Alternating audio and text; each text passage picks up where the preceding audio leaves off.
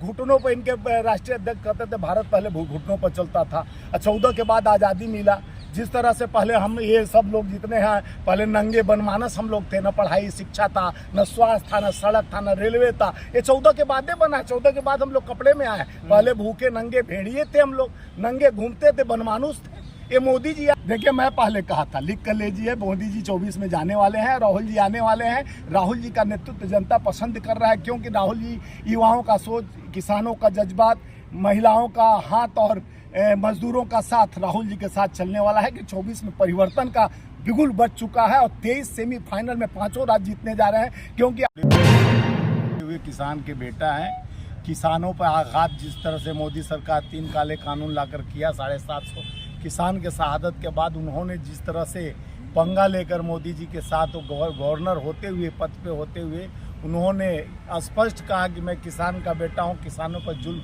नहीं सहेंगे। और उन्होंने जो एक्शन लिया, जो उन्होंने आईना बार बार दिखाने का काम किया, चाहे पुलवामा हत्या हुआ हो, पुलवामा हमारे शहीदों को शहादत देकर वोट मांगा गया है शहीदों के नाम पर, मोदी जी के नाकामियों को गिनाने का काम जिस तरह से उन्होंने निरंतर करते आया है, आज देश के जनता को भी बताने का काम उन्होंने जिस तरह से किया है, क्योंकि उन्हीं के खास सपलो सलाहकार गवर्नर होते हुए जिस तरह से किसान का मुद्दा हो, जवान का मुद्दा हो या युवा और इंसान का मुद्दा हो, उसके लिए निखर होकर सत्यपाल मलिक हमेशा निरंतर अपने सरकार में बैठे हुए भारतीय जनता पार्टी सरकार के खिलाफ एक मुहिम चलाए हैं कि मोदी जी अहंकार की वजह से जिस तरह से जनता की बात, जब मन की बात सुना देते हैं, जनता के विश्वास के सामने खड़े नहीं उतरते हैं। चाहे किसान हो, नौजवान हो, चाहे मजदूर हो, जवान हो, सबके ऊपर इन्होंने जुल्म ढाने का काम। नोटबंदी इनकी नाकामयाबी भी षड्यंत्र चल रहा है नोटबंदी पूरा बंद करने के लिए। बीजेपी आरोप लगा रही है कि कांग्रेस की बैटिंग कर रहे हैं सत्यपाल मलिक जी। देखिए, बीजेपी तो अब लगाएगी, क्योंकि सत्यपाल मलिक बोले कि मैं उस समय एयरक्राफ्ट मांगा था गृह मंत्रालय, अगर माननीय गृह मंत्री जी और प्रधानमंत्री जी एयरक्राफ्ट दे देते तो आज 42 जो हमारे जवान सीआरपीएफ के जो शहादत हुआ वो नहीं पुलवामा में होता। और RDX 360 किलो कैसे आया और टैक्सी में आया, वो कार में आया, वो अम्बेसडर मालिक का आज तक नाम नहीं बताया गया। 700 पेज का SIT रिपोर्ट आने के बाद, लेकिन ये लीपापोती कर जिस तरह से देश के जवान के नाम पर राजनीति भी किया गया। माननीय प्रधानमंत्री छाती पीट के वोट मांगे 42 शहादत होने के बाद जवानों को। तो ये जवानों को, चाहे शहीदों को यानी देश के हर मुद्दे को लेकर इन्होंने वोट में तब्दील करने का। कल भी देखे होंगे रावण यानी वध के समय जिस तरह से कल दशहरे के उस महान त्यौहार पर भी वो धर्म को लाकर जिस तरह से एक तरफ उनके RSS प्रमुख कहते हैं कि हम मोदी के खिलाफ सत्यपाल मलिक जी माहौल बना रहे हैं। यार, हम क्या मुद्दा लेके चले, एक ही चीज पर चले आ रहे हो आप। ब्रेक से उतरिए।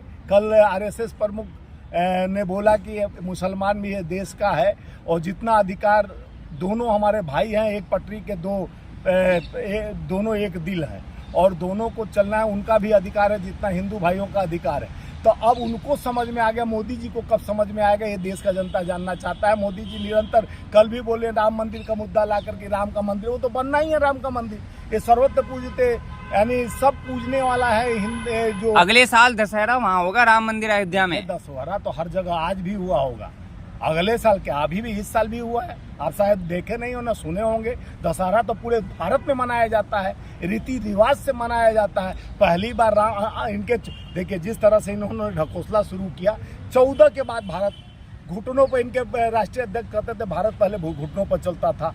14 के बाद आज़ादी मिला, जिस तरह से पहले हम ये सब लोग जितने हैं पहले नंगे बनमानस हम लोग थे, न पढ़ाई शिक्षा था, न स्वास्थ्य था, न सड़क था, न रेलवे था। ये 14 के बाद बना। 14 के बाद हम लोग कपड़े में आए। पहले भूखे नंगे भेड़िए थे, हम लोग नंगे घूमते थे, बनमानुस थे। ये मोदी जी आए 100 बार जो परिधान बदल के दिखा रहे हैं। कहते हैं कि नेहरू जी का कपड़ा पेरिस में, उनका प्रवक्ता बोलता था सुधांशु रंजन की पेरिस में। ये नहीं जान रहा है, उसको पढ़ना ज्ञान है तो पढ़ ले, जानकारी रख ले कि पेरिस नाम से एक यहाँ पर ड्राई क्लीनर्स खुला हुआ था देश में, और वहाँ ड्राई क्लीनर्स के बाद पेरिस ड्राई क्लीनर्स के पास उनका कपड़ा धुलने जाता था। आज तक ये भारतीय जनता पार्टी वाले इस तरह से मुहिम छेड़कर नेहरू जी को बदनाम करने गए कि नेहरू जी का कपड़ा पेरिस में बदला, और नेहरू जी का पेरिस ड्राई क्लीनर्स भारत में स्थित था। वहाँ अगर तुम्हारे पास जांच एजेंसी है तो पता कर लो पेरिस ड्राई क्लीनर्स में कपड़ा धुलता था। और तुम तो गरीब का चाय बेचने वाला का बेटा, एक मजदूर का कहते थे मेरी माँ बर्तन मारती थी। तुम तो परिधान पर परिधान 10,000 का सूट पर सूट पहन ले रहे हो, चश्मा तुम्हारा, पेन तुम्हारा, हर क्वालिटी का अजी दाम। सवाल लीजिए, सत्यपाल मलिक जी बीजेपी के खिलाफ माहौल बना रहे हैं, बीजेपी कह रही है नाकाम साबित होंगे। किसान के साथ खड़े हैं और देश के हित के साथ खड़े हैं, देश के भला के साथ खड़े हैं, देश के हर इंसान के साथ खड़े हैं जिनके साथ अन्याय हुआ है। सत्यपाल मलिक जी से आज राहुल गांधी जी से ही वार्ता हुआ, देश के नेक इरादे के साथ जो देश के एक सूत्र में एकता और अखंडता भाईचारे के रिश्तों को पिरोने का काम करेगा। जिस तरह से राहुल गांधी जी भारत को एक धागे में पिरोकर भारत जोड़ो यात्रा निरंतर आगे बढ़ाने के लिए जिस तरह से निशब्द होकर जो एक सूत्र में ये पिरोने का काम कर रहे हैं, उसमें एक सत्यपाल मलिक भी खड़ी हैं, जिन्होंने हमेशा मुखर होकर अपने सरकार के खिलाफ गवर्नर होते हुए, चाहे किसान की मुद्दा हो चाहे जवान के मुद्दा हो, उस पर बात करके सरकार को घेरने, आज तक मोदी सरकार उनके खिलाफ, अगर वो सत्यपाल मलिक को कोशिश किया गया ईडी से धमकाने का, सीबीआई के जांच कराने का, लेकिन वो कहे कि हम तो किसान के बेटे हैं, हमारे पास क्या है, हम तो धरती के बेटे हैं, धरती में समा जाना है, लेकिन हमें जो डराने का कोशिश किया जाए। हमारे नेता राहुल गांधी जी निरंतर कहते हैं डरो मत, अपने सारे कार्यकर्ताओं से कहते हैं डरो न, एक एक कार्यकर्ता हमारा बब्बर शेर। तो हम राहुल जी, हमारे जो नेहरू जी की नीति, गांधी जी की नीति और राजीव जी और इंदिरा जी की नीति पर चलने वाले हमारे खड़गे जी हों या श्रीमती सोनिया गांधी जी, राहुल गांधी जी, प्रियंका गांधी जी। देखिए प्रियंका गांधी जी निरंतर भारत में जिस तरह से जज्बात, युवाओं का साथ और महिलाओं का बात कर रही हैं, हर क्षेत्र में जा रहे हैं जहां धूम मचा हुआ है, लोग जुड़ने के लिए जज्बात के साथ मोहब्बत की दुकान पर अपना खाता खोलने के लिए तैयार है। कब मौका मिले कि सिक्का परस्ती लोगों को बदलने के लिए, इस अहंकारी सरकार को, एक घमंडी सरकार को, निरंतर जनता को धोखे देने वाली 5 राज्यों में, आपके माध्यम पर मैं बार बार कहता हूं कि मैं सवाल नहीं जवाब दे रहा हूं, 5 राज्यों में हमारी सरकार आ रही है, चाहे छत्तीसगढ़ हो, राजस्थान, तुम दोबारा रिपीट करने जा रहे हैं, तेलंगाना तो में बीजेपी भी तो वही कह रही है कि ना हमारी सरकार आ रही है। बीजेपी बात कोई मुद्दा नहीं है, तभी तो भगवान को ला जाते हैं, धर्म को ला जाते हैं, कभी पाकिस्तान को ला देते हैं, कभी उनके आरएसएस प्रमुख को अभी ज्ञान हुआ, अभी इंडिकेशन दे रहे हैं जो बढ़िया काम किया उसी को सरकार, तो हम बढ़िया काम तो किए हैं। 261 लाख करोड़ हम छत्तीसगढ़ में लोन किसानों का माफ किए हैं, 380 अंग्रेजी स्कूल खोले, 42,000 लोगों को नौकरी दी है, 2500 रुपया भत्ता, राजस्थान में 500 रुपया में सिलेंडर दे रहे हैं, 2500 लाख रुपया सब्सिडी मेडिकल का गरीबों को दे रहे हैं। कितना करेगा आदमी, जितना 5 साल में हमको था जो वादे किया, पेंशन दे रहे हैं हम, और युवाओं को 2500 रुपया भत्ता, महिलाओं को 1500 रुपया नगद, ये हम देने का, चाहे कर्नाटका हो, शुरू 7 जो योजना से आए। मोहन भागवत जी ने क्या गलत कहा? उन्होंने कहा है कि हिंदू और मुसलमान के बीच अविश्वास है, उसकी खाई को खत्म करना चाहिए। देखिए विश्वास लाया कौन?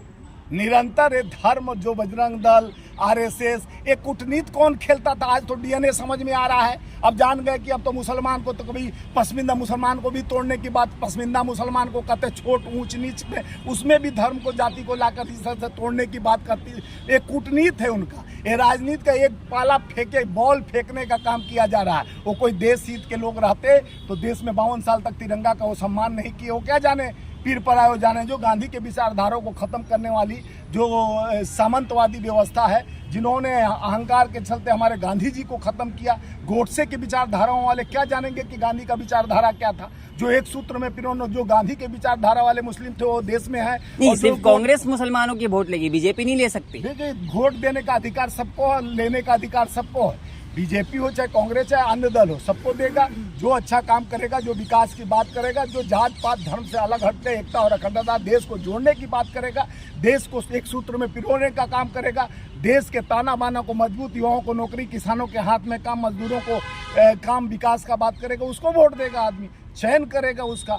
दिया गया पार्ट 1 पार्ट 2 सबको दिमाग में। अब पहले व्हाट्सएप यूनिवर्सिटी में ज्ञान बांटा गया, धर्म के नाम पर नाम बदलो। लास्ट सवाल, पहले आप कहते थे लिख कर रख लीजिए, अब सत्यपाल मलिक जी कह रहे हैं। देखिए मैं पहले कहा था लिख कर लीजिए, मोदी जी 24 में जाने वाले हैं, राहुल जी आने वाले हैं, राहुल जी का नेतृत्व जनता पसंद कर रहा है, क्योंकि राहुल जी युवाओं का सोच, किसानों का जज्बात, महिलाओं का हाथ और मजदूरों का साथ राहुल जी के साथ चलने वाला है कि 24 में परिवर्तन का बिल्कुल बच चुका है और 23 सेमीफाइनल में 5 राज्य जीतने जा रहे हैं। क्योंकि आम आवाम किसान की हम बात करते हैं, हम नौजवान की बात करते हैं, बेरोजगार भाइयों बहनों मित्रों 2 करोड़ नौकरी प्रति वर्ष दूंगा। ये देखिए निरंतर धोखा दिया गया। मन की बात 110-12 एपिसोड सुनाया गया, जन की बात एक एपिसोड नहीं सुने प्रधानमंत्री जी, खाली मन का थोपते जाएंगे। मन का नोटबंदी नाकामी उनका था और जीएसटी इतना लगा दिए, तो गंगा जल पे 18% जीएसटी लगा दिए थे। वो तो हम लोग जो धरना प्रदर्शन दिए तो कम से कम उनको सद्बुद्धि आया, हटाए, नहीं तो गंगा ने बुलाया और जीएसटी लगाया। यही तो इनका धंधा है। अब धंधा बंद होगा, दुकान में लग गया ताला, आला रे आला।